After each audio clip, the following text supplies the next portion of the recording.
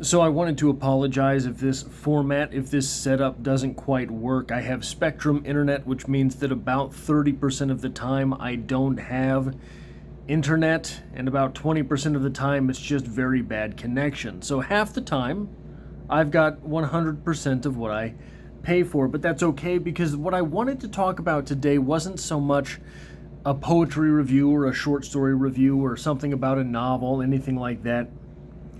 I wanted to talk a little bit about the general state, maybe of literature, but I think the general state of art overall. This is something that has been perplexing me for a while now. It's something that it's obvious, right, that something's not quite right. It's obvious that something's not quite right. And I try to tell myself, maybe you're the one that's overreacting. Maybe everything is okay and you're just not on the right side of things. Maybe everything is good and you just don't have a taste for what's good anymore. Maybe everything is hunky-dory and you don't get it, man. But I don't think that's quite right, because there are times where I can admit I don't get something, but I can still look at it and say that's art. That's good. That's the good stuff. But it's more and more rare, in my opinion, as time goes on, and where this starts to bubble up is really in pop culture. Because pop culture is definitionally stuff that people like. Popular culture. But popular culture, not very popular. Fuzzy Wuzzy was a bear. Fuzzy Wuzzy had no hair. Fuzzy Wuzzy wasn't very fuzzy, was he? So there's a disconnect somewhere, and if you ask me, here's where it sort of starts, in my opinion. Gatekeeping. I'm not a big fan of gatekeepers because, who are you? Who are you to tell me? Who are you to tell me what I can't read? Who are you to tell me what I can't watch? Who are you to tell me what I can't publish? So I have been a large sort of proponent of indie publishing, all of this stuff. I think that's a great thing. I think that returning the entrepreneurial spirit to literature and art in general is a good thing. That's how it used to be, right? Way back when poets would put together their pamphlets, they would pay for a run, and then they would hawk them in the streets. Not a whole lot of that anymore. We have systems. So everybody really was against gatekeepers because it's kind of a prickish thing to do, and here's the thing about a gatekeeper. A gatekeeper has to let someone through or there's no party. And I think that there was a great skepticism of some of the individuals who were getting through, and some of the individuals who weren't. In the 90s, this was really sort of a wild time, even in literature. And a lot of times you'll notice literature sort of precedes other artistic movements in a direction. You don't have to take my word for it, but if you're not going to take my word for it, look into it. I promise it's true. Literature will precede. Now, painters used to precede literature. Literature preceded other art forms, music, movies, things like that. Painting, gone the way of the dodo bird too, just like novels, just like short stories. But the 90s were a wild time. There was gatekeeping, for sure. Of course there was. We were still dealing with the big publishers, things like that. But the type of stuff that was getting through was very experimental. Off the top of my head, just because they're two of my favorite novels, I believe American Psycho was 1991. I know for sure that Fight Club was 1996. The movie for American Psycho and Fight Club, I believe, both came out in 99. So, preceding the movie movement, but this was very avant-garde. And that even that term has become sort of passé. But it's very avant-garde. Fight Club, very avant-garde, very different from don't tell me story structure.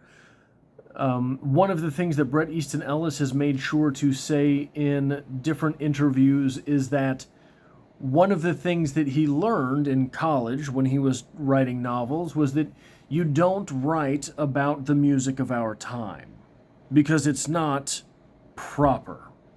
And he thought, well, to hell with that. That's what we're listening to. That's what I'm going to write about. And so that's what was in American Psycho, was all of the music of Patrick Bateman's actual world. Very avant-garde. Don't tell me what I can't write about. I am Bret Easton Ellis, who I'm still a little bit mad at because he could be the greatest novelist of our day, but he's not. He's deciding not to write a novel a year like he should be. So avant-garde in that time period got very hot. Avant-garde was very cool. Avant-garde was the thing to do, man. Avant-garde, Quentin Tarantino, avant-garde became basically the entire 90s. But that's where it flips. Because if avant-garde is the cool thing to do, then the people who define themselves as the cool people, they have to be avant-garde. They have to call themselves avant-garde. And one of the hallmarks of avant-garde is just, don't tell me what I can't do. Unfortunately, that can go too far. Unfortunately, what can happen is, if I tell you not to tell me what to do, you can tell me this isn't good, and I say you're just a fuddy-duddy. It's good, you just don't know what good is. It's good stuff, you just don't know. Now, still, even in the age of self-publishing, even in the age of indie films, there are gatekeepers because there are gates, because without gates, without someone passing through the gates, there's no party. Hollywood still exists. The big publishing houses still exist. The big magazines that publish short stories, they're still out there. You know, what's going through them, I can't tell you. I know that I have bought several editions of the greatest American short stories of year 20XX with every intention of going short story by short story through them on the channel here, and never really made it with any of them, because why talk about that stuff when there's something good I could talk about? So, when those people who defined themselves as the cool people, so of course, now they have to retroactively define themselves as avant-garde. When this happens, they then erect the gates in the name of avant-garde. Now that doesn't make any sense. They then, when they're calling themselves avant-garde, put up different gates. And because one of the hallmarks that they built their entire opinion on is you can't tell me what to do, even if you're telling me what I'm doing is no good. I don't have to redraft. I don't have to figure this script out from start to finish. I just got to get it done because I am an artiste. I am the artist.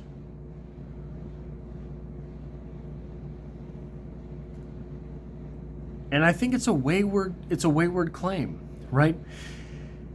And in light of that, the best stuff these days seems to be more indie. Seems to be the writer who can't get published, so they go out and they publish themselves. And what are the odds that you're ever going to find that?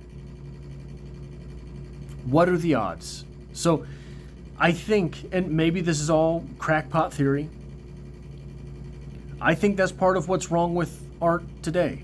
I think that's part of why Hollywood has gone downhill, why novel publishing has gone downhill, why short stories are non-existent and not a part of the broader culture. They used to be part of the fabric of Americana. Ernest Hemingway was a thing, by God, but no more. So, I don't know. I mean, tell me I'm wrong. Tell me what the next step is. I have no idea.